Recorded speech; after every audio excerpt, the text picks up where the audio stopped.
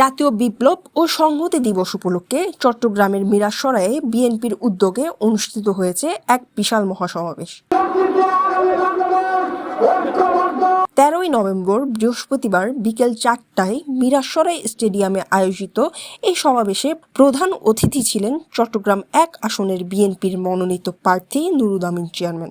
সমাবেশে সভাপতিত্ব করেন বারাইয়ারহাট পৌর বিএনপির সাবেক আহ্বায়ক দিদারুল আলম নিয়াজি এবং সঞ্চালনা করেন মিরাসরাই উপজেলা বিএনপির সাবেক সদস্য সচিব গাজী নিজাম ও চট্টগ্রাম উত্তর জেলা স্বেচ্ছাসেবক দলের আহ্বায়ক সরার উদ্দিন সেলিম।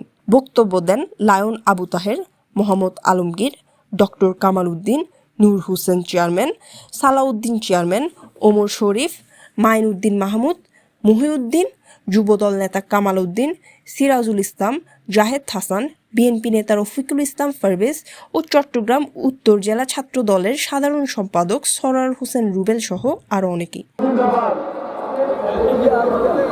বক্তারা বলেন, সিপাহী জনতার বিপ্লবের মধ্য দিয়ে শহীদ রাষ্ট্রপতি জিয়াউর রহমান দেশ ও জাতিকে ষড়যন্ত্রের হাত থেকে রক্ষা করেছিলেন। তার আদর্শে অনুপ্রাণিত হয়ে আগামী জাতীয় সংসদ নির্বাচনে ধানের শীষ প্রতীকের প্রার্থীদের বিজয়ী করতে আহ্বান জানান বক্তারা।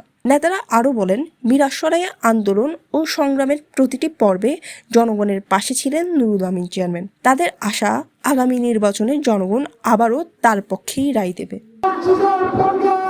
News desk, CGPost, Chittagong.